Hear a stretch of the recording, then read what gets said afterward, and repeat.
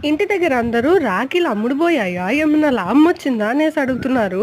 ఇదేందబ్బా అనేసి ఒక నిమిషం స్ట్రైక్ అవ్వలేదు. దాని తర్వాత ఓకే. ఓకే. యూట్యూబ్ వీడియోస్‌లో రాఖీలు పెట్టాను కదా! అనేసి గుర్తొచ్చింది.